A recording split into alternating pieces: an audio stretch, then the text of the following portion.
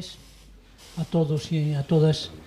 Vamos a empezar este interesantísimo acto que, bajo el título de Acto Homenaje a Leopoldo Alas Clarín y el título que lleva el ensayo de Ricardo Labra, El caso Alas Clarín, la memoria y el canon, de Ricardo Labra. Este es creo que es de los y que además se haga en este aula de extensión universitaria. Eso es de una importancia decisiva, porque además Ricardo Labra así lo quiso, y le tenemos que agradecer muchísimo a Ricardo que haya querido hacerlo aquí, por esa razón fundamental, porque es un aula de extensión universitaria y, como sabéis todos, bueno, muchos, en el propio ensayo lo dice el propio Ricardo, Leopoldo Alas Clarín, en el claustro de profesores de la Universidad de Oviedo, reunido el 11 de octubre de 1898, propone la creación de la extensión universitaria. Es decir, es el grupo de Oviedo, que cabeza, en este caso, Leopoldo, el que, en esa influencia clausista que se había generado en Europa y particularmente en España, es el que propone esa creación de este tipo de instituciones, como son las aulas universitarias, ¿no? De extensión universitaria, que es que el conocimiento de la universidad acumulado durante tiempo pueda dirigirse a los ciudadanos de toda la provincia, en este caso de Asturias, y al mismo tiempo recoger también las opiniones que tienen los ciudadanos para enriquecer ese conocimiento completo que es, digamos, la comunicación entre la universidad y los ciudadanos, ¿no? Entonces, pero como siempre, antes de empezar, tengo que comentar determinadas ausencias que han justificado su ausencia, ¿no? El caso del rector, que estaba previsto que viniera, pues me llamaron hoy desde el gabinete de su oficina y me dijeron que es imposible porque él acaba a las 9 en Gijón y entonces no puede estar aquí, ¿eh? Lo mismo pasa con la alcaldesa de Langreo, que iba a estar aquí, pero obligada por el Congreso del Partido Socialista que se está celebrando en Oviedo, pues lo mismo, ¿no? Y en el caso de la responsable de extensión universitaria, que es Pilar García Cuetos, pues está en este momento en un acto en Avilés, ¿no? Entonces, eso son las justificaciones que han dado para efectivamente justificar su ausencia en esto. Sí está en presencia del Ayuntamiento de Langreo José Manuel Álvarez, que es el concejal de servicios en el Ayuntamiento y que en principio puede dirigirnos unas palabras, si quieres. José Manuel.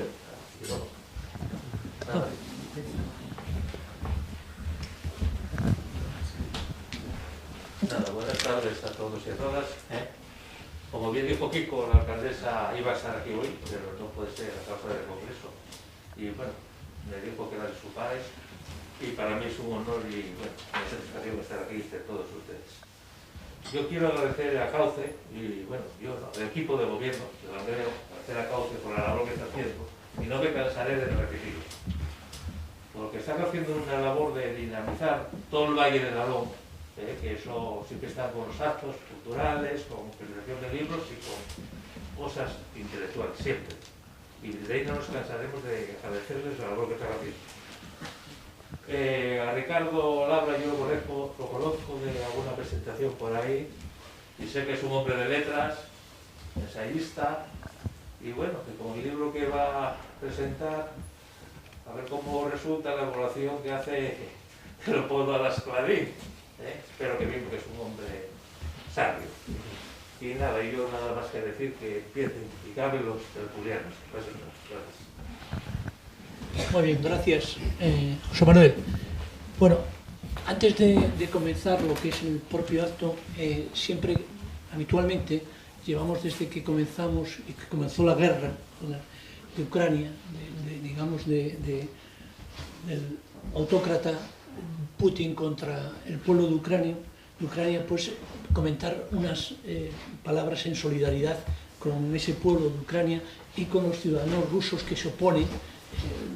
no sé si visteis algunos de vosotros seguramente en televisión, cuando estaba anunciando en televisión rusa, dando noticias, y sale una periodista, una funcionaria detrás, con el cartel detrás, diciendo no a la guerra, ¿no?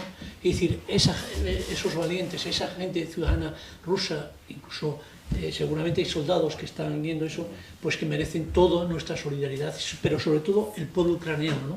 Que está teniendo una defensa dignísima, heroica, frente al elefante que es Putin, ¿no? Mira, yo traía aquí unas líneas que hoy escribe Adela Cortina, que es catedrática de ética en Valencia, y que, como sabéis, fue ganadora del Premio Nacional de Ensayo en el 2014, y escribió varios libros, ¿no? Y quería, bueno, sencillamente leeros 4 líneas, ¿no? de lo que, porque me parece que es lo mejor que podía decir hoy, ¿no? Dice ella: ante la masacre ya inevitable, la primera pregunta es qué hacer, y no cabe sino apoyar al pueblo ucranio, a fondo perdido, con todos los medios disponibles, desde sanciones a Rusia, armas y, por supuesto, acogiendo a los refugiados. Pero también aprender de algunas buenas noticias, el valor del pueblo ucraniano. Sea cual sea el final de la contienda, ha demostrado que la resistencia valerosa ante los tiranos resulta fecunda, en una línea muy semejante a las protestas que han surgido en el pueblo ruso, con ese no en mi nombre, de quienes rechazan identificarse con el caudillo. Esta es la verdadera herencia de la tradición de Dostoyevsky, Tolstói y Grozny. Probablemente las previsiones y el número de refugiados que pueda alcanzar esta cruel guerra superen los 4 millones, cifra que están, digamos, preparándose para unir, y de hecho ya se está, digamos, acogiendo correctamente en general toda Europa, y en particular en nuestro territorio. Una demostración fue el viernes pasado, que no pudo estar aquí el alcalde de San Martín, porque se recogían a los niños de Estrondio, y las propuestas que tiene el gobierno regional para acoger a eso, ¿no? Y de asumir los distintos países de la Unión Europea. Y efectivamente la solidaridad siempre une. Pero sobre todo creemos que es necesario ya que acabe esa guerra y volver de nuevo a la situación que había. Nada más. Esa es la idea que queríamos transmitir, y que de alguna vez por fin se acabe ya esta situación y se vuelva a la cierta normalidad, que ya no es normalidad, pero bueno, que no haya muertes. Nada más. Y ya empezamos el acto. Gracias.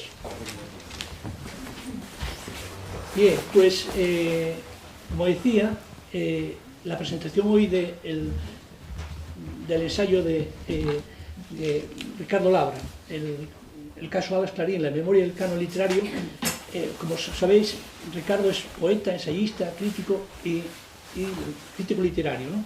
Y además están con nosotros, nos acompañan al lado de Ricardo, 2 ilustres conferenciantes, ¿no? Está por una parte, en la esquina, Enrique del Teso, que yo creo que ya estuvo ya con nosotros en 2 ocasiones.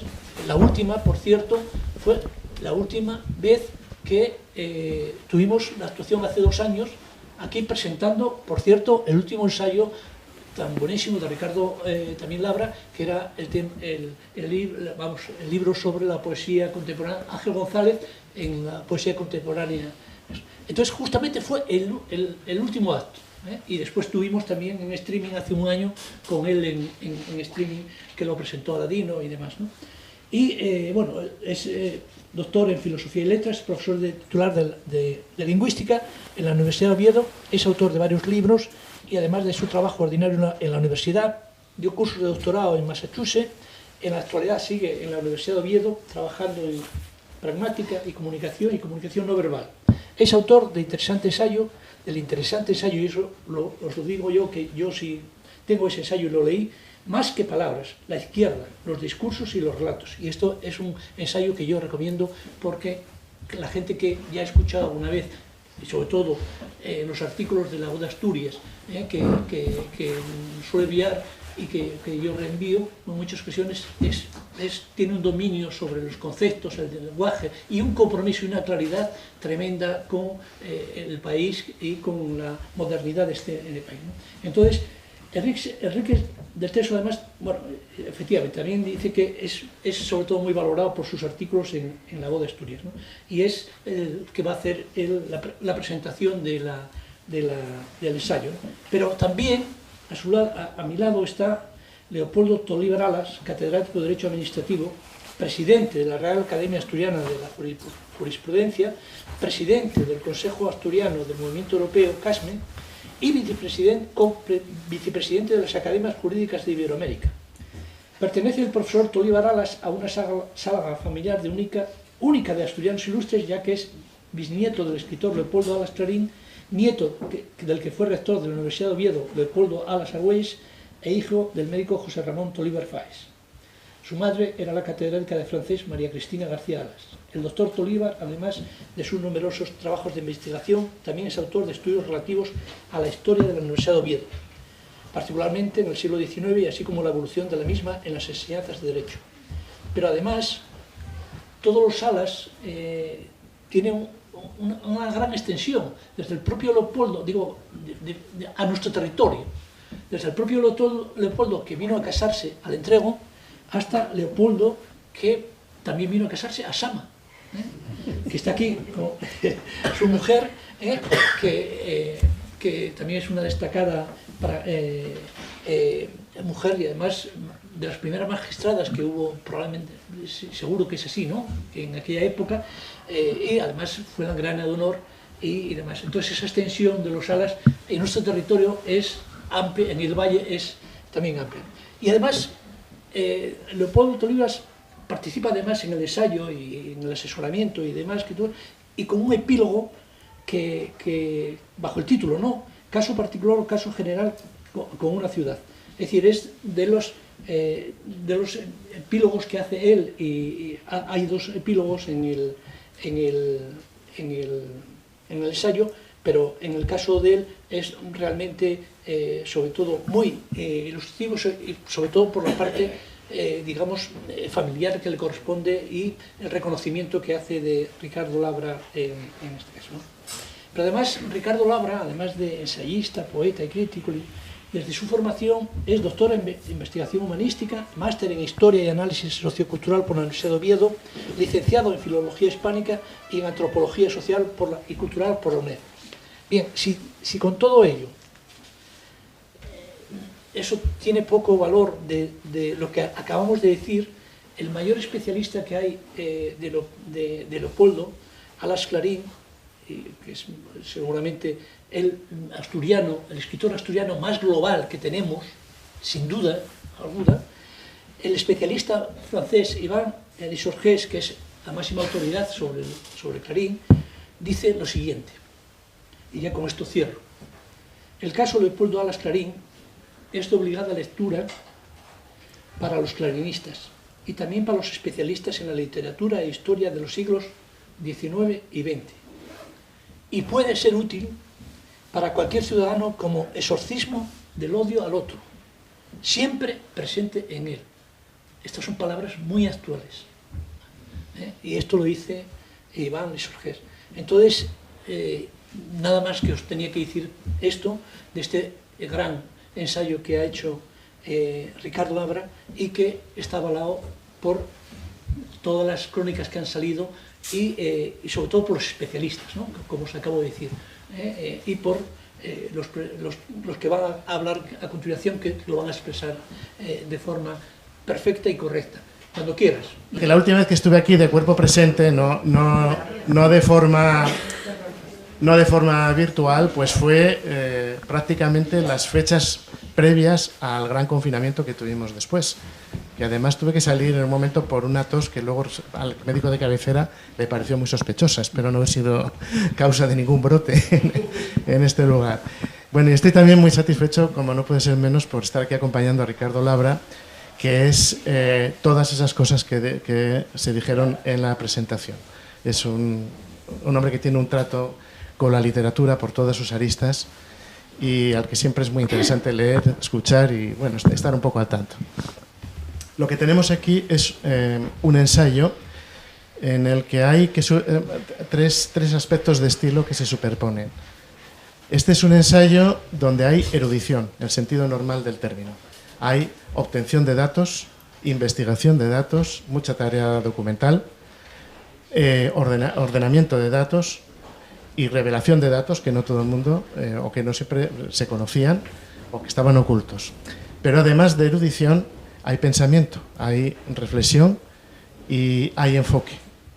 Y además de estas dos cosas hay un buen pulso narrativo, porque el libro se lee por momentos por una novela. Yo la primera, no sé cómo se titula el capítulo, la primera recepción ideológica de la regenta, que debe ser el capítulo 2, se lee pues con tensión narrativa, con nudo y con desenlace.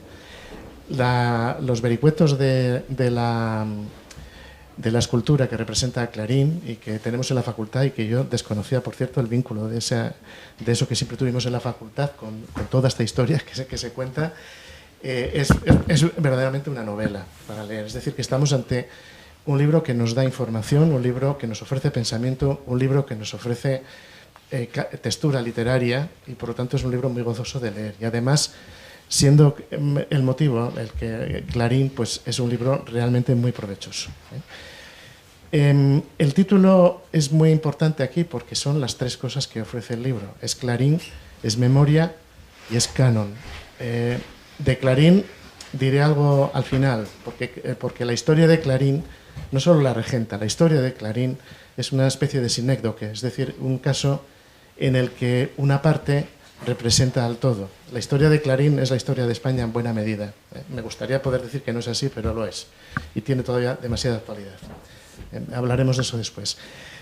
El canon. ¿Por qué el canon? Porque Clarín tardó tiempo en ser percibido como un escritor. La regenta tardó un tiempo en ser asentada en lo que llamaríamos el canon literario, en los libros de texto. Y Ricardo Labra hace algo que me gusta mucho que haga, que es una reflexión sobre el canon y qué hace que una obra literaria esté o no esté dentro del canon. ¿Qué determina eso? La reflexión que hace le voy a dar la razón, pero dando un rodeo, no muy largo, un pequeño rodeo, para enfatizar algo que en el libro se escurre un poco. Él asocia el canon con la memoria. O sea, ¿qué hace que una obra esté en el canon literario? Pues que sea digna de ser recordada, que tenga algo que se le recuerde. Como digo, le voy a dar la razón en esto, pero el canon es algo un poco todavía más potente que todo esto. Gustavo Bueno, en la tipología de los métodos científicos, los divide en dos partes, los principios y los modos. En los principios pues están los teoremas y los axiomas, y en los modos, es decir, en la manera en que se obtienen los teoremas y los axiomas, pues están las definiciones, las clasificaciones, los modelos y las demostraciones. El canon está dentro de los modelos. Digo esto porque el canon siempre es algo que proyecta conocimiento sobre algo. Veamos, en la vida real no existen circunferencias perfectas, no existen circunferencias geométricas. La circunferencia que estudiamos en geometría es el canon del redondel, la forma canónica del redondel. Eso quiere decir que es un límite y que esa figura canónica es la que nos permite, la que nos proyecta conocimiento sobre los redondeles. Y cuando decimos de algo que está en el canon, queremos decir no solo que es el límite o que es el ejemplo más perfecto de algo, sino que es algo a partir de lo cual conocemos otras cosas. Ser una novela canónica es hacer literatura. Quiero decir, cuando nos preguntamos, cuando queremos conocer la literatura la conocemos a través de sus cánones. Entonces, así dicho, el canon, como digo, es algo potente, pero parece que lo que acabo de decir es que el canon es una especie de ideal que puede trascender los tiempos. Es evidente que los cánones cambian. Y en ese sentido también tiene unas páginas, Ricardo Labra, muy oportunas, donde relaciona los cánones con el poder, con las influencias, etc. Los cánones van cambiando, no son elementos ideales. Lo que pasa es que hay algo que a lo largo del tiempo va a acabar permaneciendo. Por eso, efectivamente, sí que se relaciona con la memoria. Unamuno hace una cita muy bonita sobre Gounod, de un compositor musical francés que decía lo siguiente: para decir la frase pensemos en esto, ¿quién lee ahora mismo La Regenta? Pues podríamos decir que una minoría. La mayoría de los españoles no lee La Regenta. Hace 40 años podemos suponer que la mayoría de los españoles no leía La Regenta. Y dentro de 40 años podemos suponer que la mayoría de los españoles no leerá La Regenta. Gounod lo que decía es que la posteridad era una justaposición de minorías. Si, está en la posteridad algo que, siendo minoritario, hasta cierto punto va manteniendo un hilo de recuerdo, y su condición canónica es precisamente lo que lo mantiene en ese hilo.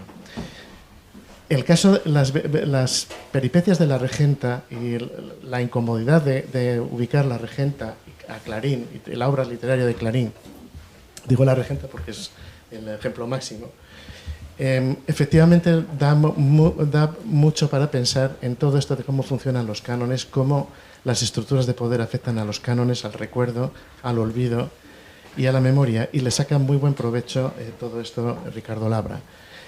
En el caso del recuerdo, también un matiz, antes también de mencionar un poco más a Clarín, el caso del recuerdo, las cosas que se nos quedan en la memoria a lo largo del tiempo, tiene dos impurezas. Quiero decir que podemos pensar que lo que se mantiene en el tiempo, lo que acabamos recordando siempre, de alguna forma es lo que tiene merecimiento para ser recordado, pero no es exactamente así. Al final, lo que tiene dimensión histórica es lo que es rico en consecuencias, para bien o para mal. Hitler lo recordaremos siempre, estará siempre en los manuales de historia y no por bien. Todo aquello que tiene riqueza de consecuencias tiene que ver con esto. Y luego hay otra cosa que él menciona al principio, no le da, o sea, sale de vez en cuando en el libro, y es que muchas veces en el recuerdo y en el olvido está implicada ciertas inercias que se dan en el mundo académico. A mí me gusta recordar una anécdota que cuenta Gould, que es bueno, ya murió, un paleontólogo, un teórico evolucionista, y él decía que una vez fue a dar una conferencia sobre la evolución del caballo, y el caballo tiene un antecedente que se llama Eohippus, que era parecido al caballo pero más pequeño. Y él llevaba en sus notas que tenía el tamaño aproximado de un fox terrier. Y entonces él escribe que cuando iba a dar la conferencia se dio cuenta de que él en realidad no sabía cómo era un fox terrier. Dice, yo llevaba esta comparación y no tengo ni idea de cómo es un fox terrier. ¿Esto qué quiere decir? Que lo tuve que leer muchas veces en muchos sitios. Que alguien lo puso en alguna parte y todo el mundo lo que hace es copiar, o por lo menos hacer una especie de clon. Y a partir de esta anécdota empieza a estudiar cómo muchas veces los manuales y muchas veces las historias, por pereza, se van copiando unas a otras sin renovarse y sin dar vuelta a los orígenes. A mí me pasó una vez, siendo tribunal de oposiciones, pues que en un temario de historia de la lingüística uno de los opositores pues tenía un tema dedicado a Chomsky y a Skinner. Y yo le dije con benevolencia, porque no afectaba a su candidatura, pero sí se lo hice notar, que en realidad, claro, Chomsky polemizó con Skinner en los años 50, cuando no había cumplido todavía 30 años. Y que desde entonces Chomsky había escrito muchas cosas. Y que la forma actual de presentar la lingüística de Chomsky no es precisamente contextualizarla con Skinner. Pero que él no tenía la culpa. Es que es un clon de estos que todos los manuales de lingüística pues ponen desde los años 60 Chomsky y Skinner, ¿no? Entonces, claro, cuando alguien por razones muchas veces bastardas como Clarín desaparece o no aparece en el lugar debido en la historia de la literatura, este componente de pura pereza o de pura inercia retiene en el olvido más tiempo del que se debería a una figura como Clarín. Y Clarín, como digo, es un personaje cuya historia ilustra mucho de lo que pasó en España. Hay que tener en cuenta que Clarín era un personaje incómodo. Yo me lo imagino como un poco guindilla, o sea, un tipo que pinchoso por todas partes, es un tipo ácido, brillante, lúcido, crítico, pero no era Garibaldi, no era tampoco Bakunin, quiero decir, no era un guerrillero revolucionario al que hubiera que temer. Y sin embargo, causó preocupación, rechazo, hostilidad en lo que sería el establishment de la época y de épocas posteriores. Y es muy notable el dato que recoge Ricardo Labra, de que todavía a principios de los 60, cuando Cachero y Alarcos, en un congreso aprovechando el centenario de Clarín, pues centran el Congreso sobre la figura de Clarín. También tengo que decir a quienes no conozcan a Cachero y a Alarcos que ni Cachero ni Alarcos son bolcheviques, personas bastante templadas, podemos decir, pero sin embargo, incluso en los años 60, para hablar de él, pues la conferencia inaugural la dio el rector de entonces, Torcuato Fernández Miranda, con una charla de actitud ante Clarín, que venía a ser, Clarín escribe bien, pero ojito, hay muchas cosas de Clarín en las que no podemos estar de acuerdo, tanto tiempo después. La historia de la busto de Clarín y cómo a la vez había algo tan potente en él que hacía quemar aquella estatua, y algo tan peligroso en él que hacía quemar aquella estatua, y que tanto tiempo estuvo en los despachos o en las despensas del Ayuntamiento de Oviedo sin atreverse a reponerla después de haber sido destruida en tiempos de la guerra por los falangistas. La historia sórdida del fusilamiento de su hijo y los hilos que conectan ese fusilamiento con la incomodidad que había generado su padre, pues es, como digo, es una especie de metonimia de lo que pasó en España y sigue pasando, que es que parece que no se puede avanzar en eso que confusamente podemos llamar modernidad sin sacar chispas, sin provocar escozores. Hay unas fuerzas de retención en España que hacen que a día de hoy todavía, si no fuera porque está muerto hace mucho tiempo, si Clarín estuviera en nuestros días sería una figura igualmente incómoda. Ricardo Labra nos hace un relato a la vez ameno, documentadísimo, profesoral, de todo esto que él llama el caso Clarín, y me gustó mucho que lo relacionara con el fenómeno del canon del recuerdo y del olvido, de la memoria, de tantas cosas. Yendo ahora para terminar, una comparación profana, yo fui de los que veía Juego de Tronos. Y en Juego de Tronos había muchos que no eran ni buenos ni malos y se peleaban todos, pero los malos más temidos, en Juego de Tronos tenía mucha fantasía.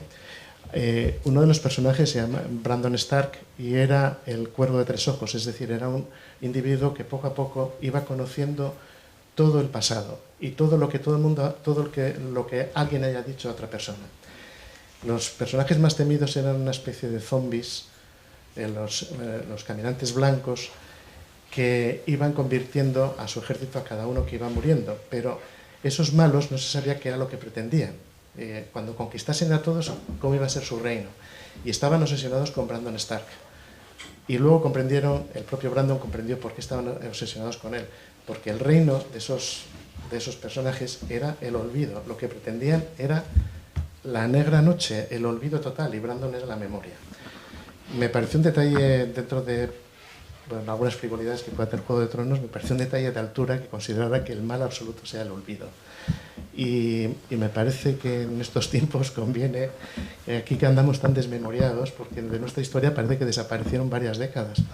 En el discurso oficial parece que el año anterior, a 1978, año de la Constitución, fue en 1939, año del fin de la guerra, como si lo que hubiera antes de la Constitución hubiera sido la guerra civil. Parece que no se puede hablar de nada de lo que hubo por dentro porque se escarban heridas de guerra. Y bueno, hubo cosas por el medio. Entonces, la lectura de este libro pues, nos sacude todo este tipo de cosas que estamos viviendo, además de, a mí me provocó volver a leer La Regenta décadas después con enorme sorpresa, porque ya comentaba con algunos amigos que cuando revisité mucho tiempo después a Cortázar, se me hizo pequeño, era menos de lo que yo recordaba. Cuando volví a García Márquez era tal como lo recordaba, pero cuando volví ahora a Clarín creció mucho, mucho. Y mira que tenía un recuerdo bastante claro de La Regenta, pero la urdimbre fina se me había escapado. Y no era bastante tu libro, tengo que agradecerte haberme impulsado a volver a La Regenta. Entonces, no sé si conseguí deciros que me gustó mucho el libro y que si lo leéis pasaréis un rato provechoso, ameno y de muy buen gusto. Cedo la palabra a don Leopoldo.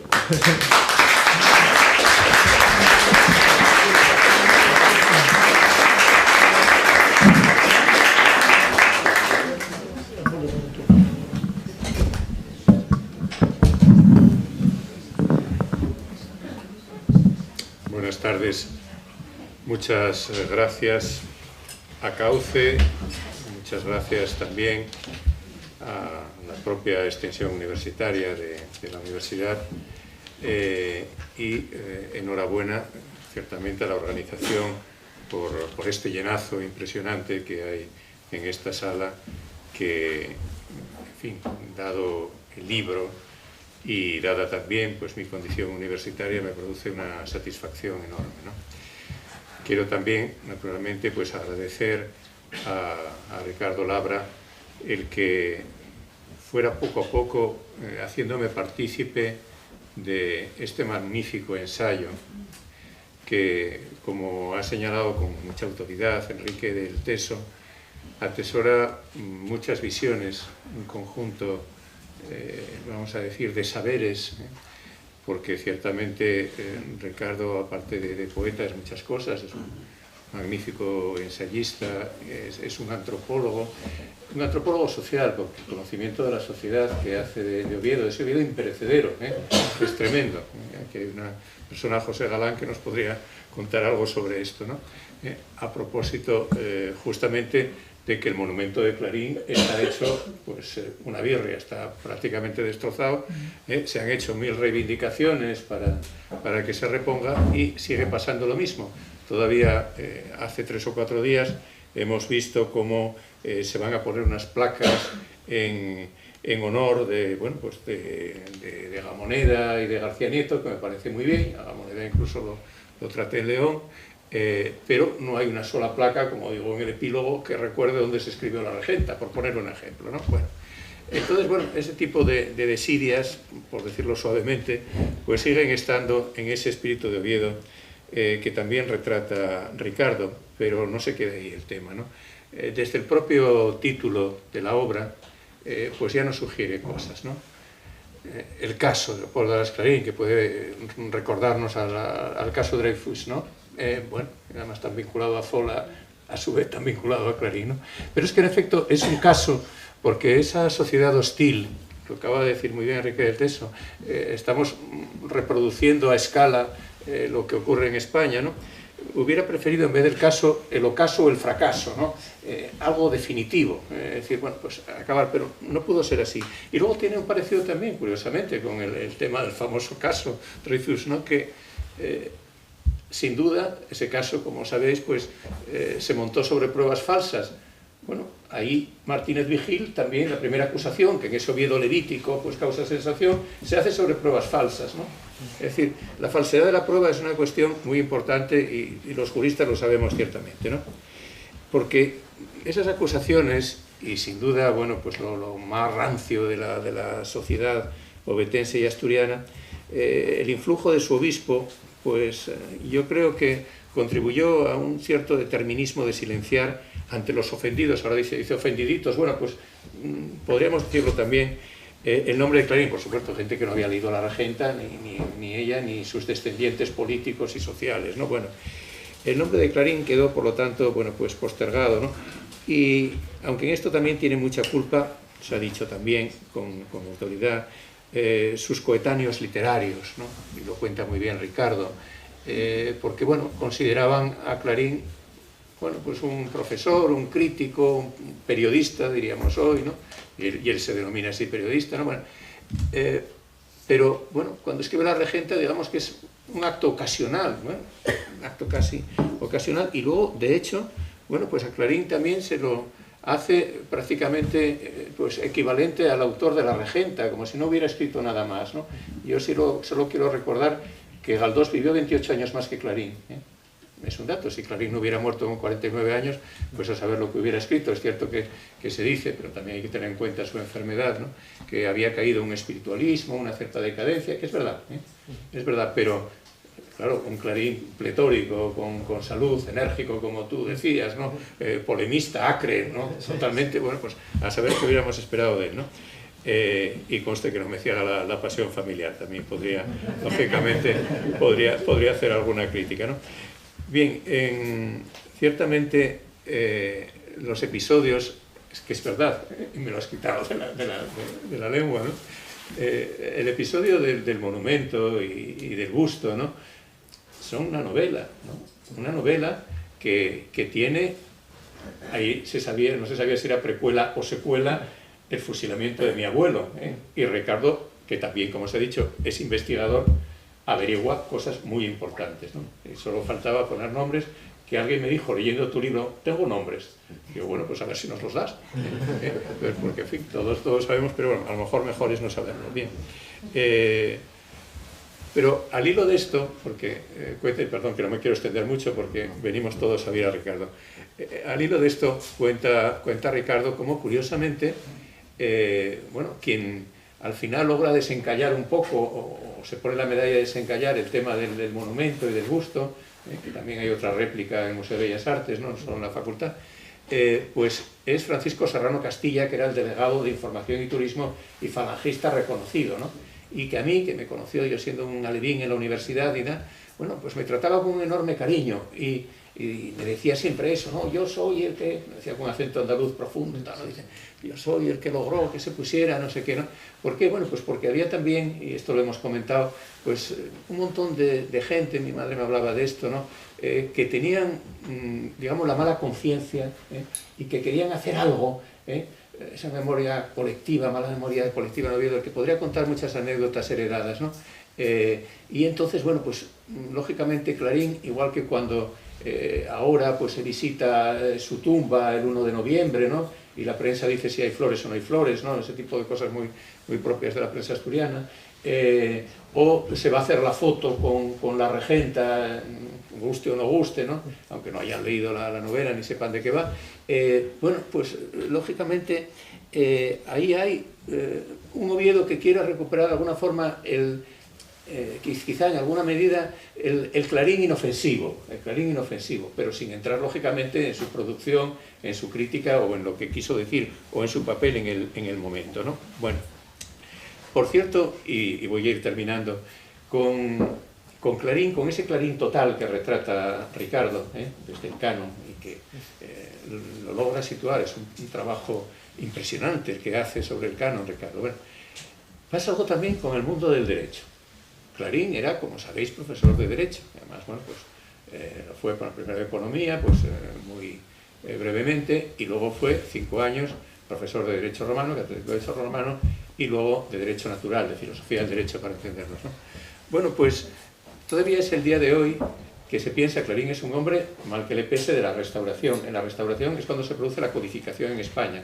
Antes estábamos todavía con la novísima recopilación, es decir, bueno, pues con leyes medievales, Bueno, Clarín es un hombre de esa época. Pues puedo decir que antes incluso de promulgarse el Código Civil, Clarín, que ya digo es menospreciado incluso por los romanistas, hace poco también en una tesis doctoral a la que asistí, pero como público, un prestigioso romanista decía que bien estar en Oviedo, la sede de Clarín, no sé qué, tal y cual, aunque bueno, como jurista, vamos, su prólogo a la lucha por el derecho de Jhering, los primeros libros de Jhering que hubo en España, los tuvo Clarín, por cierto, es para mí el mejor artículo jurídico que se escribe en la España de ese momento, la España del tránsito a la codificación.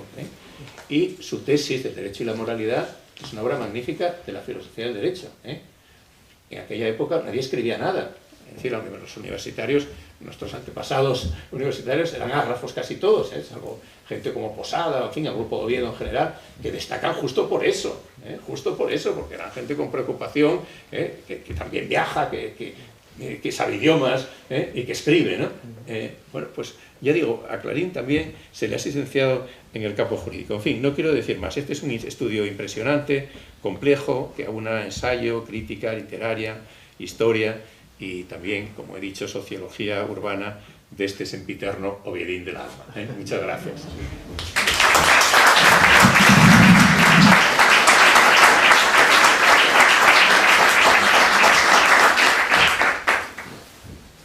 Ricardo, cuando quieras.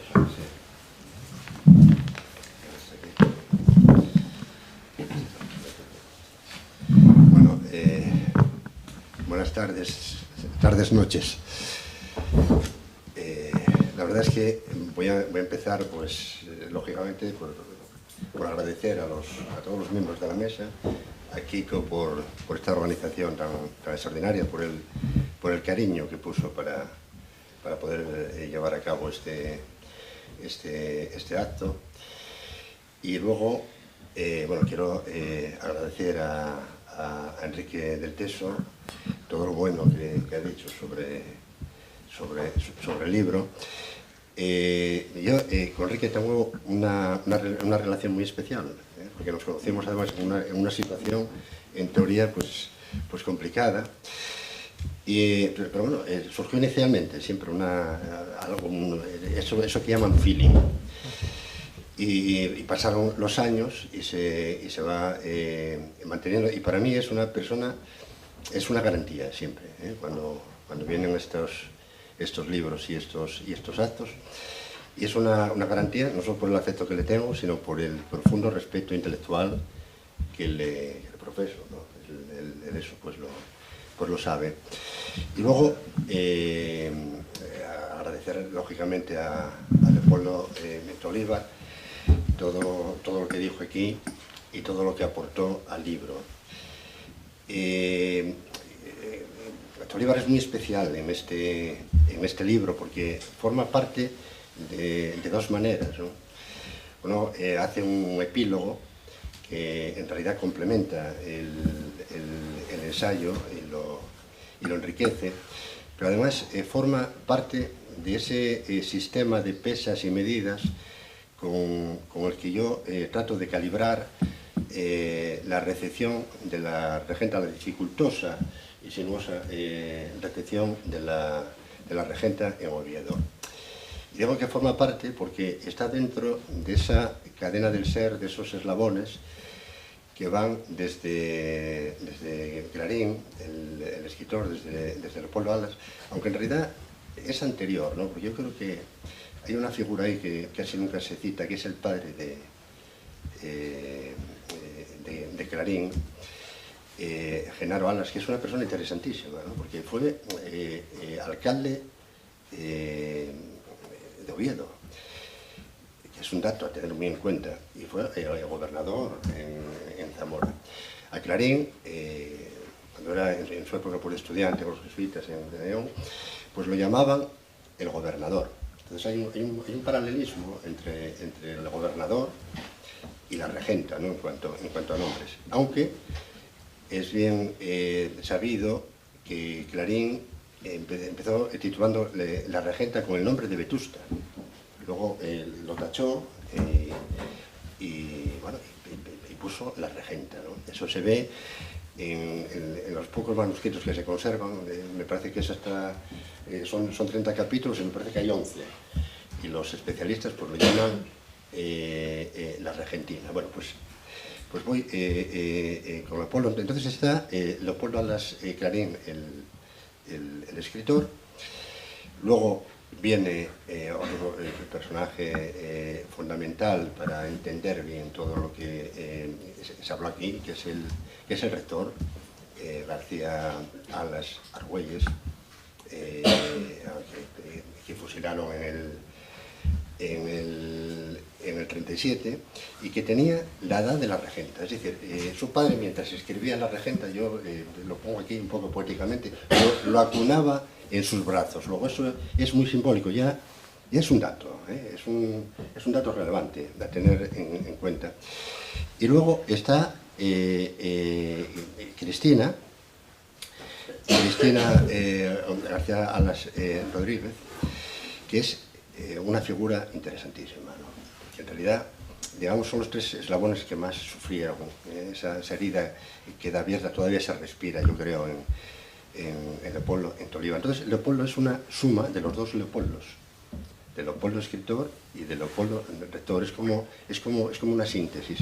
Y por eso fue tan importante para mí y retrasé tanto el enviarle el libro, ¿no? Porque yo tenía, se tratan aspectos sensibles y yo, claro, no sabía cómo lo iba a recibir, pero bueno, por eso es tan importante, digamos, que la presencia. Luego quiero destacar también otra cosa, porque yo veo que él siempre se aparta, nunca se erige en clarinista, ¿no? En ser un especialista en Clarín. Y la verdad es que es una de las personas más solventes en cuanto al conocimiento de Clarín, ¿no? Y luego, desde luego, sobre su abuelo, sobre el rector, es el que más sabe, en mi opinión.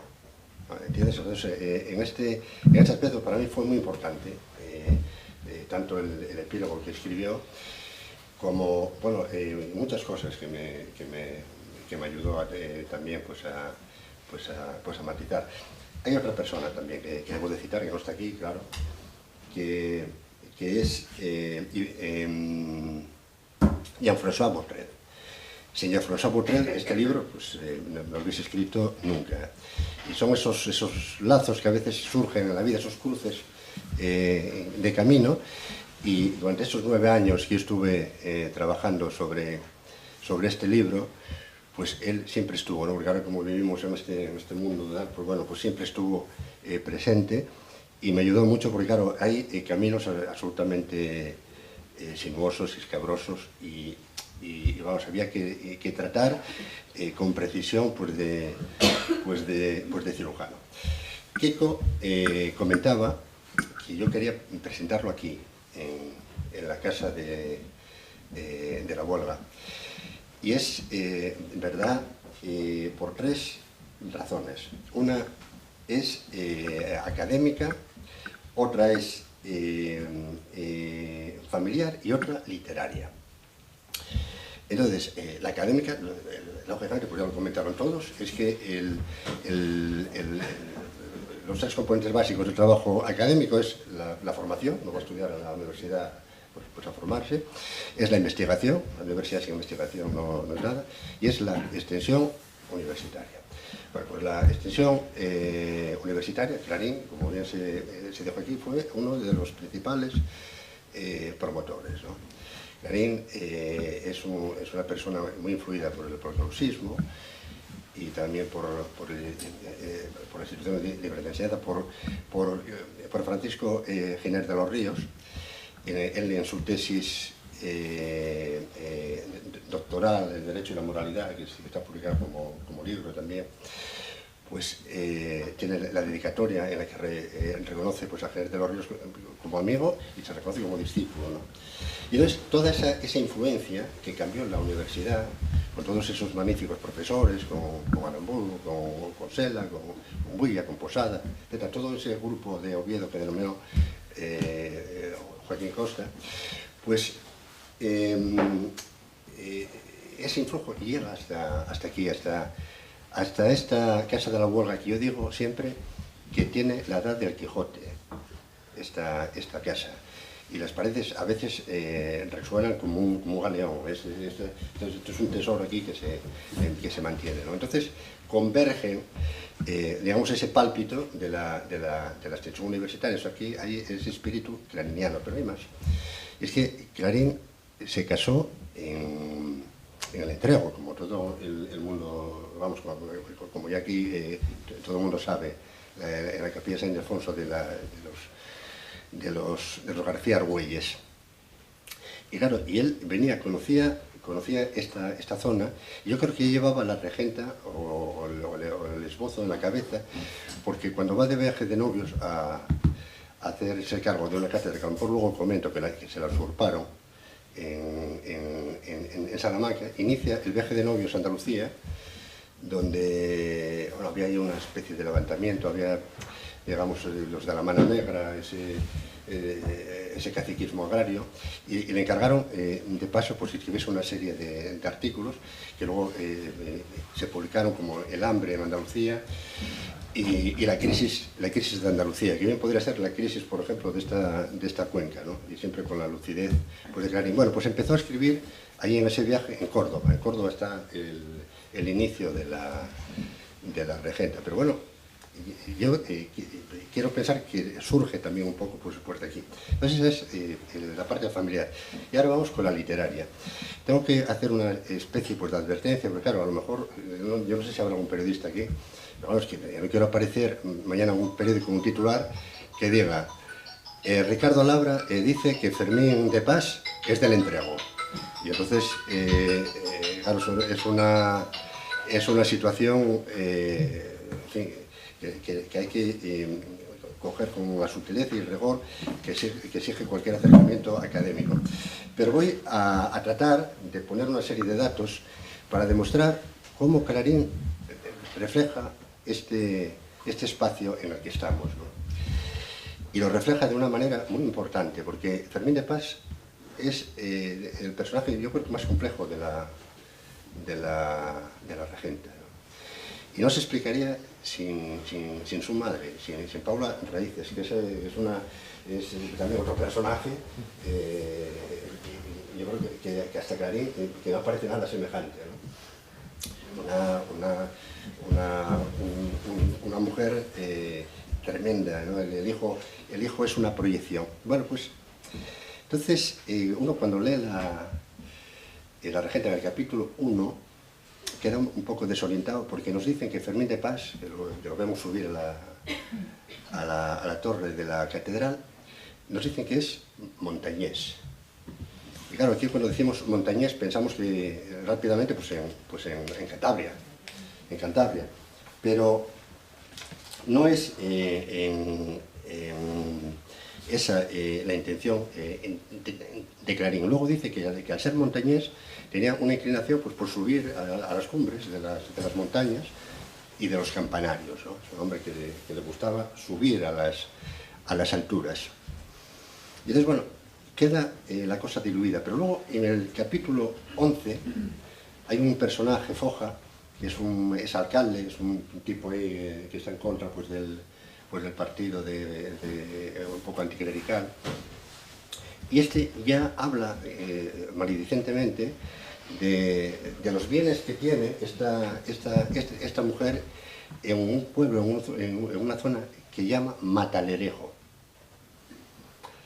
en el capítulo 11. Pero hasta el capítulo 15 no llegamos a descubrir exactamente lo que hay ahí. Y ahí hay muchas cosas. Son unas páginas apretadas y es una escritura encubierta, pero donde da muchísimas claves.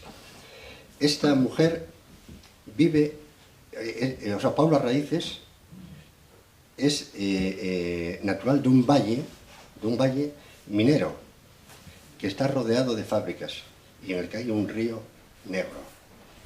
Es una mujer que ante el trabajo y el embrutecimiento del trabajo de las minas y de esos sudores y de esa codicia que hay en esa zona, se da cuenta que quien mejor vive es el cura, que es quien menos trabaja y quien más dinero tiene. Entonces ella busca el amparo, ¿no?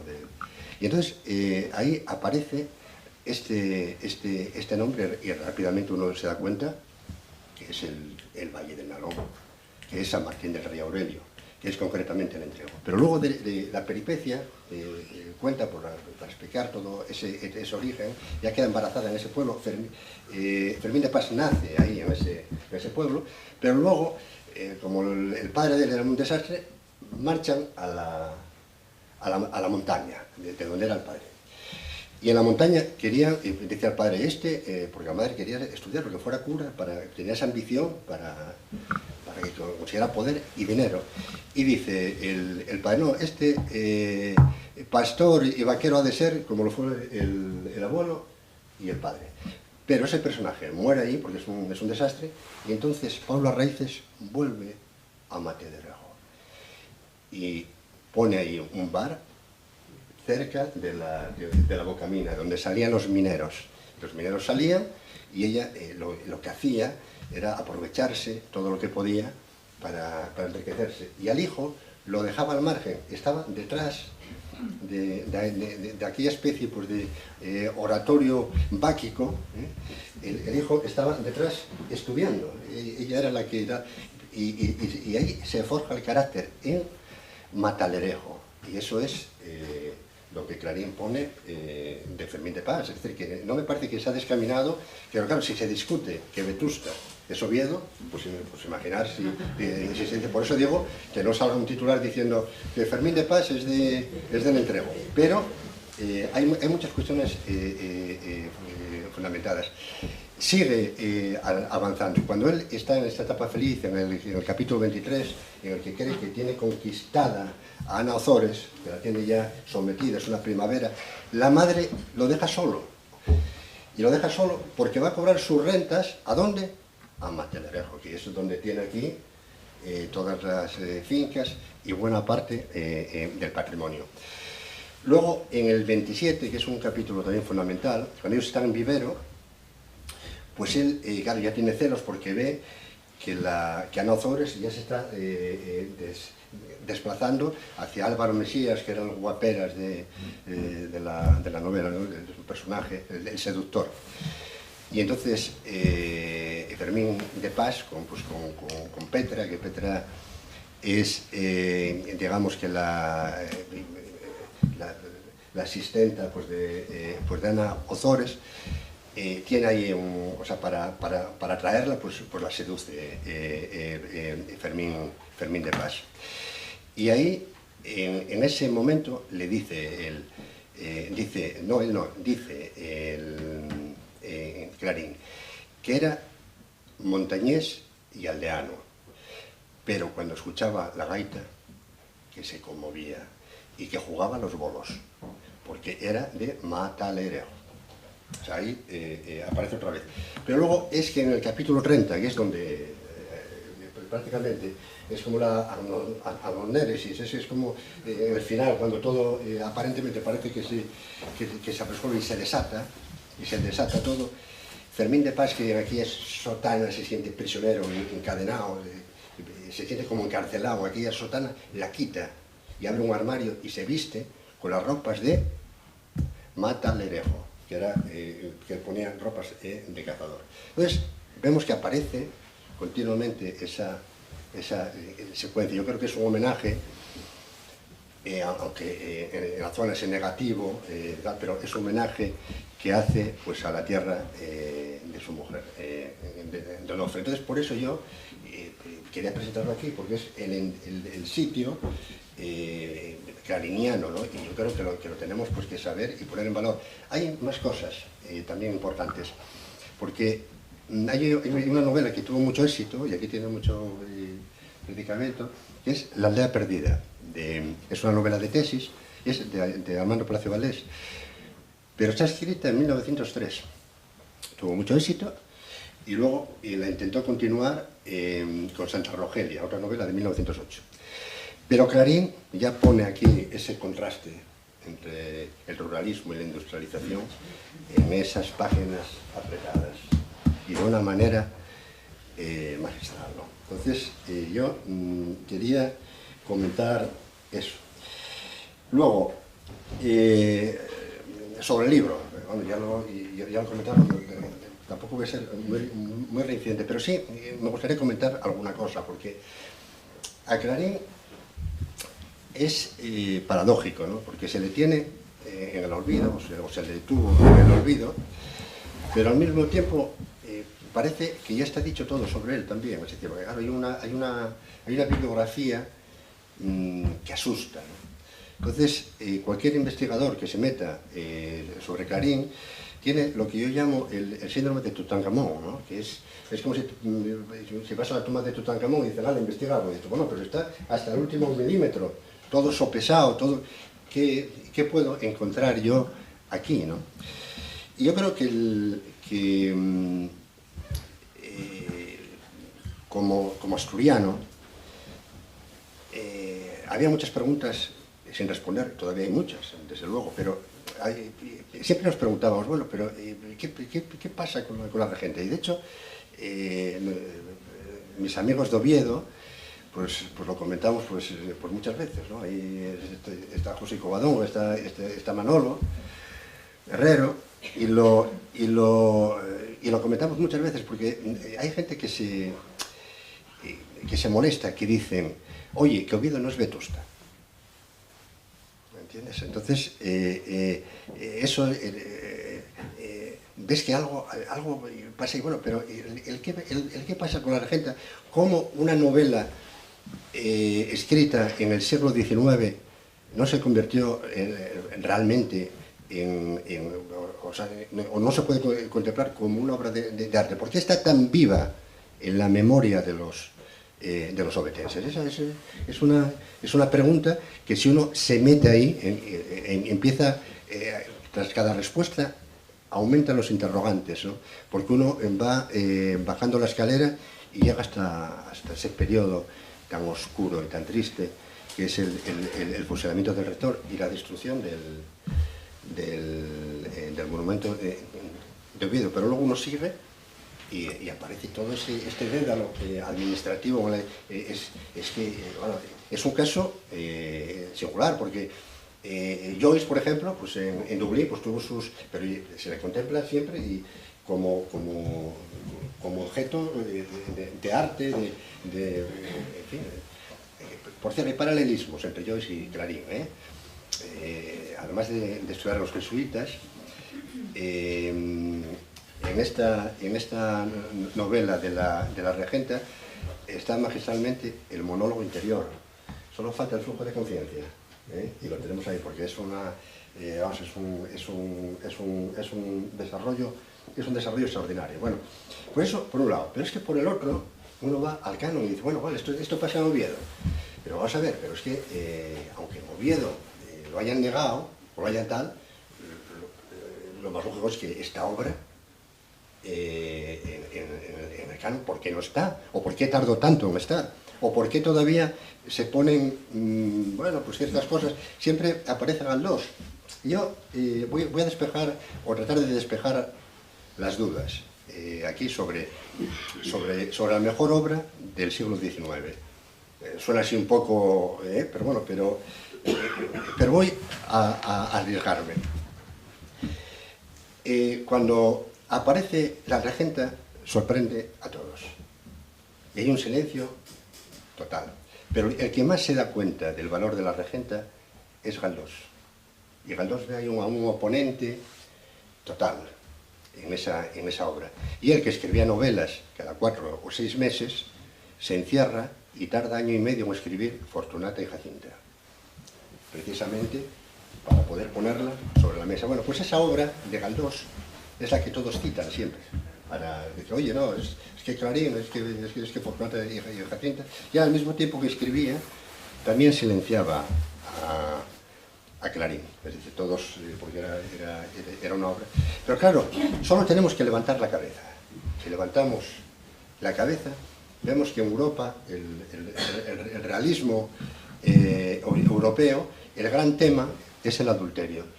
Y el adulterio es un tema, porque es una época pues, de cambio de paradigma, hay de cambio pues, de modelos, de avances científicos, y entonces se busca pues, ir en contra pues, del romanticismo, objetivar más los textos, buscar la verosimilitud, y el adulterio es un tema además para poner toda la hipocresía social y moral que había. Y hay 5 grandes novelas, 5 grandes monumentos. Uno pasa a los Urales, uno tropieza pues, con Ana Karenina, por ir así, de norte a sur. En Alemania está Efibrías, de Theodore Fontaine. Baja uno a Francia y está Madame Bovary, de Flaubert. En Portugal, en Lisboa, está O Primo Basilio de Queiroz. Y aquí en España tenemos La Regenta. Y de esos 5 grandes monumentos de la literatura, la mejor es La Regenta. Mejor que Madame Bovary y mejor que Ana Karenina. Bien, se puede discutir, pero está entre esas 3. Pero ahí no aparece Galdós por ningún lado y no aparece ningún español. Entonces, ¿cómo una obra tan destacadísima tarda tanto en entrar en el canon? Es decir, es para pensarse. Entonces, claro, estos 2 caminos, yo pensaba, bueno, tiene que haber algo que pueda, o sea, porque eso tiene que haber una retroalimentación mutua y tiene que haber algo, pero no lo acababa de encontrar hasta que mi mujer, Fernanda Burón, hizo esta foto. Y esta es la piedra de Rosetta que yo encontré. Porque nada más encontrarme con... tuve lo que diría Joyce, una epifanía. Yo y esto digo, aquí hay algo extraño. Y me llevó a ir al archivo municipal de Oviedo y pregunté si había algo sobre el monumento y me sacaron el libro de Casaprima, El campo de los hombres buenos. Y yo, claro, ese libro lo miré y tal, pero claro, ya vi la imagen de la verdad desprovista de toda hipocresía, atrás en eso. Y claro, me di cuenta inmediatamente que no estaba en el monumento. Y entonces pregunto otra vez, oiga, ¿y no habrá algo más, un expediente? Me dije, bueno, no lo sabemos, vamos a ver. Y volví otra vez, en este caso pues por mi mujer, porque yo no podía por el horario, y ella me llamó y dijo, mira, hay esto, y digo yo, ya está. Digo, pero ¿cómo? Esos documentos tengo que verlos. Y fui a verlos y efectivamente digo, bueno, pero ¿cómo estos documentos están aquí? Un departamento de historia aquí en la ciudad, seguro que los vieron, porque, claro, y nadie se da cuenta del valor que esto tiene, porque eso explica de una manera absolutamente didáctica y gráfica la recepción de la regenta a lo largo de todo ese tiempo, que es un caso único en la historia universal de la literatura. Yo no conozco libro que haya tenido esta trascendencia, porque hay otras grandes obras que se consideraron de clave. Por ejemplo, En busca del tiempo perdido, de Proust, cuando hizo Sodoma y Gomorra, en el capítulo que expone la homosexualidad del barón de Charluy, que era Montesquieu, pues este hombre acabó muriendo del divorcio porque se vio identificado y se vio públicamente expuesto. Pero la obra de Proust rápidamente trascendió a la dimensión estética. Pero la de Clarín no, la de Clarín tardó hasta los años 60 y todavía hoy existe esa condena de memoria, esa damnatio memoriae, porque uno va por Oviedo y no encuentra nada, no se sabe dónde escribió La Regenta, que es un monumento literario. Me parece estupendo que hayas, porque yo la leí tantas veces y me parece una maravilla. Y que en Oviedo no haya nada, ni una casa que recoja dónde está. Bueno, es algo que me parece increíble. Bueno, quiero comentar, para terminar, que hubo lo que en el capítulo 16 del Ulises llama Joyce la máquina de destrucción de los mejores. Aquí en Oviedo, pero en España en general, yo creo que la tenemos de una manera, esta máquina funciona muy aceradamente. Es tremendo. Entonces, cuando alguien usurpa una jefatura de servicio o ningunean una cátedra, como le pasó, por ejemplo, a Clarín en Salamanca, fue a la oposición y en buena lid sacó el número 1 de la cátedra de Economía Política y Estadística. Y había un personaje, Francisco de Borja Quipodellano, el 8º conde de Toreno, entonces ministro de Fomento, que tenía la facultad de decir no, este no, y el segundo. Y Clarín estuvo 4 años de zozobra y de sufrimiento. Yo creo que de ahí surge la amistad con Emilio Castelar, porque lo ayudó a que le dieran la cátedra en Zaragoza, y aunque no está muy claro, pero lo que sí le ayudó también es al traslado a Oviedo y a continuar con la regenta. Pues bien, yo cuando suceden estas cosas, pues lo pongo en el libro al final, porque Clarín está en una escalinata, es casi una justicia poética, ¿no? Porque es una escalinata de mármol. Si conocéis donde está ahora Humanidades, el edificio de Humanidades, en el edificio departamental, pues hay una escalinata monumental, y ahí está Clarín. Y entonces por ahí pasa todo el mundo y nadie sabe que esa escalinata la pagó su mayor detractor, el que más daño le hizo inicialmente y que luchó contra él, que fue el obispo de Oviedo, Fray Ramón Martínez Vigil.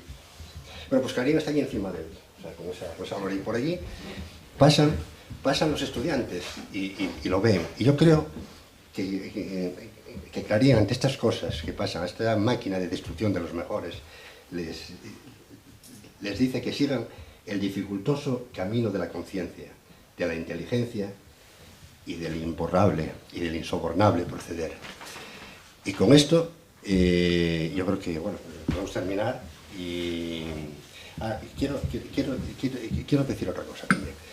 Ya que veo ahí a José Galán, y bueno, que en realidad es uno de los promotores de los franciscanos, ¿no? Pues yo creo que había que proponer, que había que intentar reponer la trasera del monumento con la imagen de la verdad desprovista de toda hipocresía. Que había que encargar a un escultor, a ser posible asturiano, de origen asturiano, inspirada en el modelo de Álvarez de la Viada y con una placa en la que se explicase, ¿no? Yo creo que eso sería de justicia poética y creo que lo hay que reivindicar y hay que empezar pues, a poner nombre a las cosas porque Clarín se lo merece. Y no hablo más porque, bueno, si entro con el tema del rector, pues me extendería demasiado, pero es una cosa que conmueve ese encadenamiento que hay, ese movimiento de la ciudad, de esos centros de poder que es la catedral, la universidad, que tuvo un comportamiento también de sordina. El comportamiento de la universidad es terrible, ¿no? Con Clarín, porque nunca avaló su obra y el ayuntamiento, ¿no? Son esos tres centros de poder los que ya me perdí porque no sé por dónde Estás hablando de los centros de poder. Lo que os quería decir, pero bueno, reivindicar que se ponga no, sí, que se reponga porque ya es un acto de justicia poética. Así que quería decir, ya lo veo, cómo en esos tres centros de poder se ve cómo se proyecta esa venganza sobre Clarín, porque no solo borran la imagen del padre en el hijo, porque el hijo se parecía muchísimo intelectualmente al padre, además era destacadísimo en todo, sino que después todavía destruían el monumento, ¿no? Le ponen las orejas de burro, esa vejación tan terrible. Eso es una vergüenza para la ciudad. Yo creo que hay que empezar a reponerlo y una buena manera, José, yo creo que sería proponer eso, lo de restablecer la imagen de la verdad desprovista de toda hipocresía. Y nada más, muchas gracias.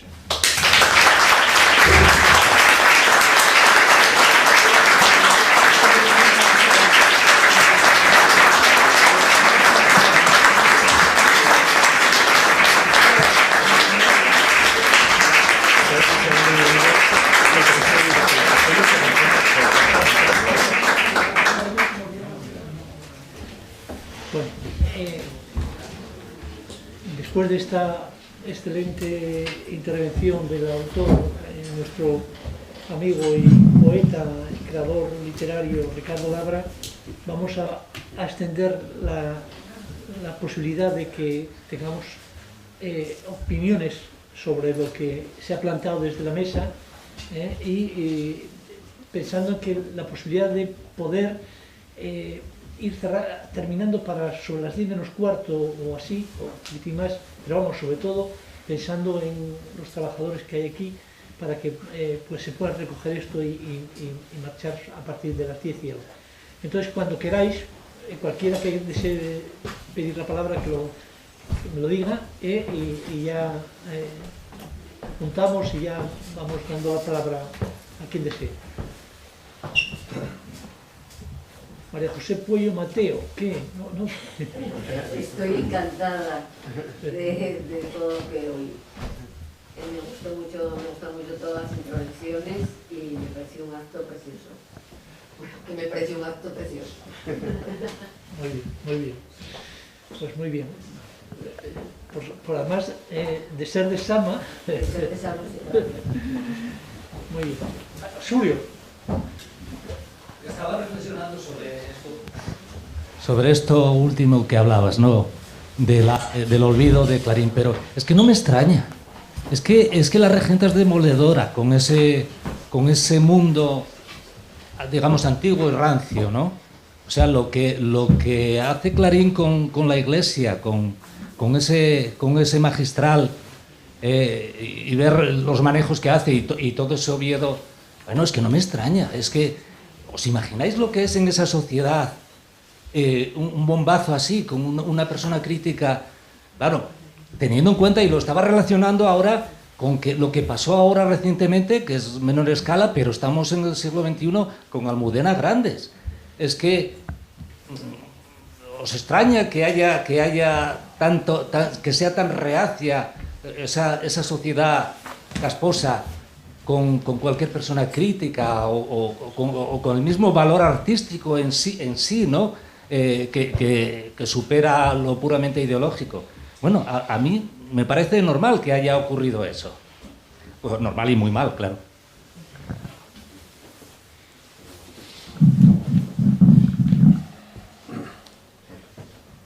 Bueno, yo lo que me parece extraño, o sea, que yo digo que es singular en la historia de la literatura, es que se mantenga algo estructural, es decir, la obra de Clarín sirvió para cohesionar simbólicamente a los grupos más retardatarios de Oviedo, más ultramontanos.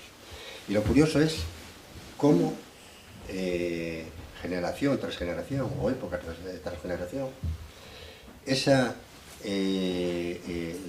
lectura y, digamos, esa leyenda negra que se estableció, sirvió precisamente para cohesionar ese grupo. Ahora bien, Clarín es mucho Clarín, Oviedo no puede, ni podrá nunca sustraerse a ello. Cualquiera que haya leído La Regenta, o incluso el que no la haya leído, es que caminas por Oviedo y caminas por las páginas de ese centro de Oviedo, es clariniano puro, ¿no? ¿Entiendes? Y entonces yo, lo que no acabo de comprender después de tanto tiempo, es que para cualquier sociedad, para cualquier ciudad, bueno, es un orgullo. Además, Clarín tiene algo que está de mucha actualidad, y es que es la noción de centro y periferia. En aquella época no había internet, ni había nada, simplemente era el correo. Pero Clarín dejó claro que el centro es el conocimiento, que él era una persona muy trabajadora y muy estudiosa. Y la periferia, pues es todo lo contrario. Es decir, uno puede encontrarse viviendo en Madrid y ser absolutamente periférico sobre cualquier materia. Y puede vivir en cualquier otra ciudad más pequeña de tal y ser el centro del conocimiento. Yo, por ejemplo, con Clarín no iba a París, sino a Reims. Es decir, que es donde vive Botrel en la comunicación. Y eso Clarín lo ejerce precursoramente, porque desde aquí, desde Oviedo, fue capaz de liderar completamente la sociedad literaria de su tiempo, porque bueno, lo leían todos rápidamente.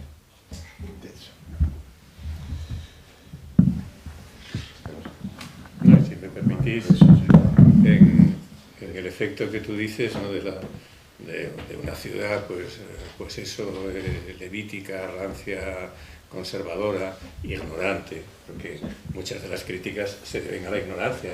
El propio obispo, claro, no había leído La Regenta, Dios lo libre, ¿no? Entonces, bueno, pues hay que tener en cuenta que Oviedo, cuando escribe La Regenta, tiene 45.000 habitantes, pero Oviedo concejo, porque las poblaciones que conforman el concejo eran mucho más grandes que ahora. Por lo tanto, el centro era un cogollín de nada, que se conocían todos y especialmente, claro, con unas clases evidentemente escalonadas, bueno, pues Clarín, como no iba a ser odiado, evidentemente, se sentían reflejados, o sea, los que podían tener, aunque fuera de segundas, ¿no?, como el propio obispo, de terceras, ¿no?, el conocimiento de lo que estaba escribiendo, pues claro, luego claro, surgían pues esas calumnias como que repartía libros, ¿no?, a los alumnos y demás. Bueno, entonces hay que entender también el universo, ¿no? Fíjate, en ese sentido yo creo que es más macrodisparate lo de Almudena Grandes, porque bueno, Madrid es mucho Madrid, ¿no? Y estamos en la actualidad con más recursos de todo tipo, ¿no? En aquella época yo creo que solo una minoría leía, y Clarín, lo acaba de decir Ricardo, es decir, no solo es, como ahora se dice tanto, un referente dentro del país, sino que bueno, su conocimiento en Francia, que bueno, además, digamos que hace gala de que eso sucede, ¿no? La literatura francesa pues la domina, ¿no? Otra cosa son otras literaturas sobre las cuales hay polémicas del propio Clarín y demás, ¿no? Entonces, bueno, que desde un sitio tan pequeño como Oviedo, pues, y sin medios de comunicación, como no había, ¿no? Aunque, por cierto, yo ayer asistí a una conferencia magnífica de Alicia Laspra, ¿no?, sobre los periódicos ingleses en la época de Riego, de otro paisano ilustre, ¿no? Y es maravilloso, es decir, los periódicos ingleses, que había más periódicos entonces que ahora en Londres, ¿no?, pues mandan corresponsales a Cádiz para saber lo que pasa, ¿no? Y menudo viaje, llegar desde Londres a Cádiz en aquel momento. Y no digo nada, transmitir la información, porque ahora mandamos un correo electrónico, un WhatsApp, un no sé qué, tal, un teléfono, tal. No había nada, ¿no? Entonces es maravilloso, entonces hay que ponerse en cada momento, ¿no? Y lógicamente, bueno, pues el mérito que tiene Clarín pues es importantísimo, yo creo, en ese momento, ¿no?, de saber acopiar saberes y ser crítico y ser comparativo, ¿no? Y yo creo que hacer unos juicios que a veces es cierto, que antes lo comentaba precisamente con mi mujer, ¿no?, que el afecto a veces le traiciona, ¿no? O sea, su relación con Campoamor es evidente que en algún momento le llega a traicionar, ¿no?, por ejemplo, ¿no? Pero bueno, yo creo que es honesto. Una cosa es que le gusten cosas que a lo mejor no han perdurado en, digamos, la aceptación colectiva, y otra cosa es que él sea honesto y no sea venal, que en ningún momento lo fue.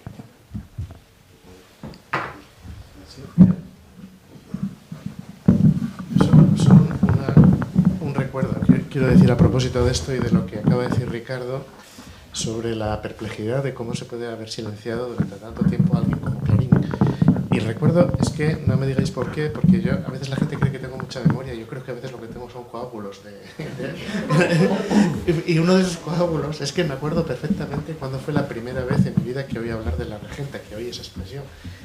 Tenía yo 14 años y fue una profesora de literatura cuyo nombre no recuerdo, solo recuerdo el mote que le poníamos, que era Dinamita, no me acuerdo cómo se llamaba ella. Y estaba hablando de Galdós, y hablando de Galdós y del realismo, ella dijo, como en una parte, diciendo, y conste que a mí me parece tan bueno y mejor que todo esto, la regenta de Clarín, pero lo dijo, año 74, lo dijo como quien dice, debe ser una rareza mía, porque todavía la regenta era... fijaos, año 74 todavía era así. Efectivamente es curioso. ¿Más palabras?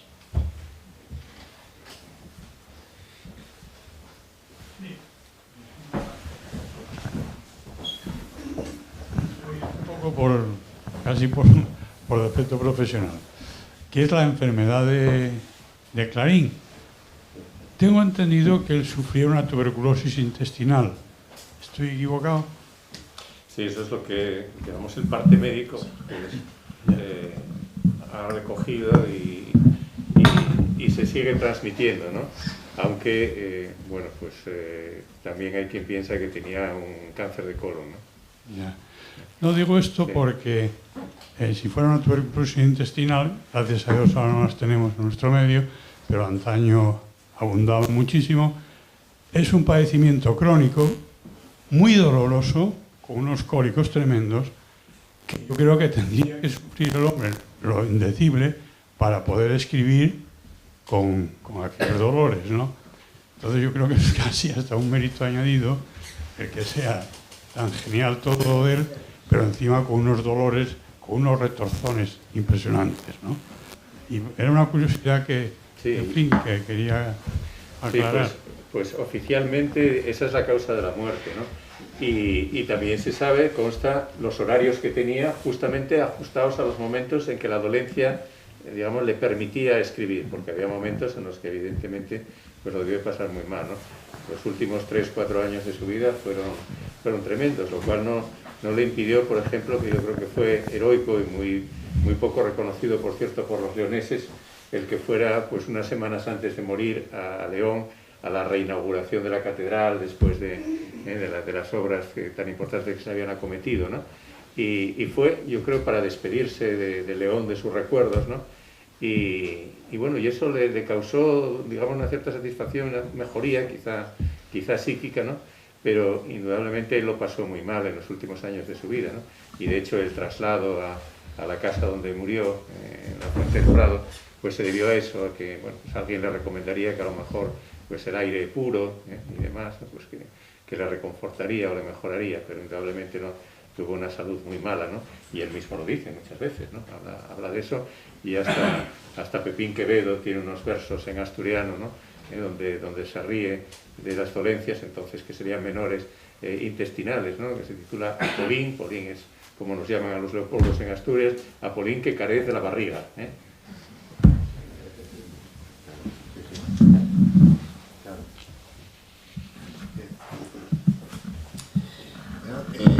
Comentar que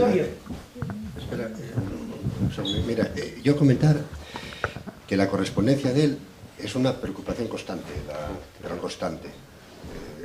Tenía muchos problemas y la verdad padeció muchísimo. Y efectivamente es un mérito que haya podido escribir lo que escribió así, porque ya en el viaje de novios la preocupación de él era ir al baño. Sí, total. Es decir, en el viaje de novios, lo que escribió. Y luego, yo creo que eso incidió mucho en su obra posterior, pero también el disgusto que tuvo que tener, porque él era consciente de que había hecho una obra de arte con la regenta, pero el disgusto que tuvo que tener ante ese silencio que le apareció alrededor, yo creo que eso lo descolgó también a la hora de emprender luego el resto de el dibujo de las obras. Victoria. Bueno, nada, yo era simplemente para compartir con vosotros cómo conocí yo la novela La Regenta. Bueno, si os interesa, si no, nada. Yo tenía como 14 también años por ahí y bueno, unos tíos míos habían alquilado en Oviedo un piso, un ático que está donde estaba en la plaza esta de Porlier, donde estaba la Gran Taberna o algo así, no sé cómo se llamaba. Ellos alquilaron el ático y yo fui allí y en el ático había una puerta que te metías y había allí, qué sé yo, un desván y estaba lleno de libros, todos destrozados, todos hechos un desastre. Debía ser que los habían tirado allí de cualquier manera. Y yo, que tenía 14 años y no tenía conocimiento de nada, pues vi un libro que tenía así como un paje o algo en la portada, y al fondo como un edificio y tal, y yo veía que ponía allí La Regenta, ¿cómo se llama? Primera edición. Sí. Y yo cogí aquello, que no sabía qué era, y resulta que era la segunda parte. Yo no sabía nada, y era la segunda parte, no era la primera. Y empezaba por el capítulo 14. Me acuerdo que decía nuestro coliseo de la Plaza del Pan, como llamaban, elegante perífrasis, ¿no? El gacetillero crítico del Lábaro. Y yo tuve que ir corriendo a ver qué era perífrasis, porque no tenía ni idea. Y era que era un axioma que al teatro había que ir abrigado, porque debía hacer... Y empecé a leerlo con 11 o 14 años y me encantó. Y luego ya me enteré quién era Clarín, tuve que buscar la primera parte y empezar por la torre de la catedral. Bueno, nada, es simplemente que es una novela que me encanta, que leo aproximadamente cada 4 años, la releo y siempre le encuentro algo. Sí. Mira, yo quiero comentar a tenor de lo que dices, que efectivamente Clarín además crea una serie de tipos que permanecen en la ciudad, es decir, pasan, pero los hay. Por ejemplo, ¿Cuántos Trifón Cármenes hay en Oviedo? ¿Me entiendes? ¿Cuántos? Que escriben a lo mejor en un lábaro.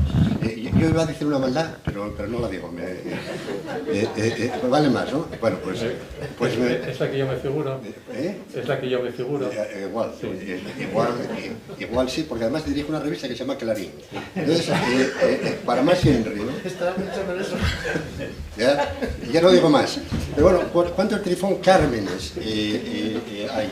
Y luego hay también otros personajes extraordinarios y que son casi precursores. Mirad, en la Regenta hay un único ateo. El único ateo de Vetusta es Pompeyo Guimarán. Y luego hay otro que lo empobrece pues, el comercio y las simonías de Fermín de Pas, que tiene un negocio allí, y se hace anticlerical y acaba intentando que sea ateo, pero es más bien anticlerical. Se llama Santos Barinaga. Pues bien, el entierro de Santos Barinaga es el entierro de Clarín, prácticamente. Es prácticamente. Está muy logrado. Sí, hay un paralelismo total. Por eso hay veces que la escritura nos revela cosas, ¿no? Porque Clarín es más Barinaga que Guimarán, a pesar de que utilice el nombre tan querido de Guimarán.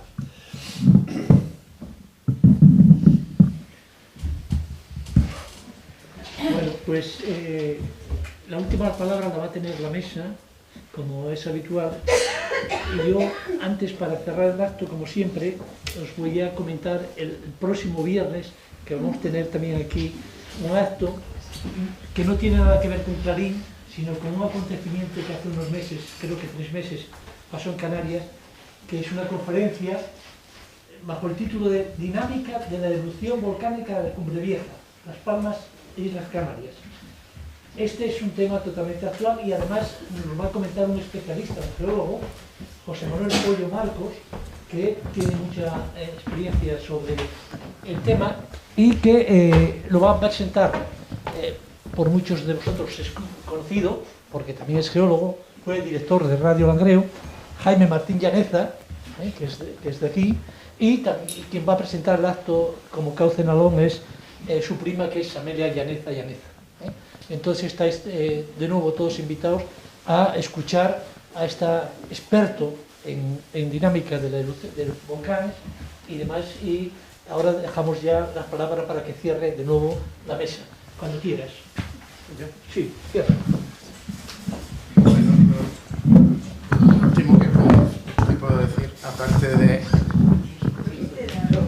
esto, yo por eso me hice de letras. Bueno, aparte de reiterar la satisfacción de, bueno, ahora ya con más razón después de lo vivido, hubo un momento en que dijo Ricardo que ante la Regenta, ante Clarín, uno se puede preguntar ¿y qué más se puede decir? ¿Qué más se puede investigar? Y según dijiste eso, pues se me vino a la cabeza otro de esos coágulos que se me quedan a mí, que es una frase de un comentario de Gregorio Marañón que hizo en el prólogo, yo creo que del libro sobre el 98 y el modernismo, y se hacía la misma pregunta sobre el 98, dice ¿qué más se puede decir? Y decía que el 98, como todas las cosas que merecen la pena, que era como una especie de moneda tintineando. Según se desplazan las actualidades, las resonancias van cambiando, entonces nunca deja de resonar. No se acabará nunca de hablar de Clarín, porque el mundo sigue evolucionando y el timbre que despierta los ecos que se despierta la misma moneda seguirán modificándose. Así que después de ti vendrán otros. Para bien de todos. Leopoldo. Simplemente reiterar el agradecimiento y decir que, bueno, que sí que vendrán otros, me figuro, pero que el paso que ha dado Ricardo con esta obra es muy importante para conocer un aspecto de Clarín que complementa plenamente pues algunos trabajos, incluida la magnífica biografía de Elis Orles, ¿no? Con lo cual, bueno, pues yo creo que estamos de enhorabuena y además a mí también me satisface mucho que Ricardo haya querido presentarlo aquí, porque lógicamente mi querencia por el concejo es enorme, ¿no? Ricardo, sería bueno que como final del acto comentaras por qué vamos a ir al entrego a cenar, si te parece.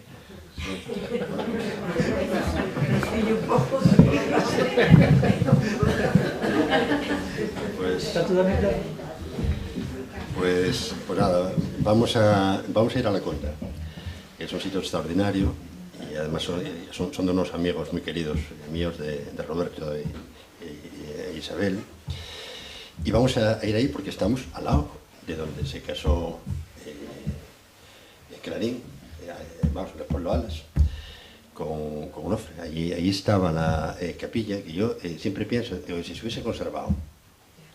Daros cuenta que aquí se hizo el uruguayo y la gente se casaba, iban al uruguayo y tal. Y digo, bueno, si tenían ahí una capilla donde se casó Clarín y la tiraron. Entonces ese es un lugar hoy en día extraordinario. Pero bueno, vamos a estar ahí al lado y por lo menos hoy somos clarinianos. Así que muchísimas gracias por todo, por escucharnos y bueno, y a vosotros muchísimas gracias.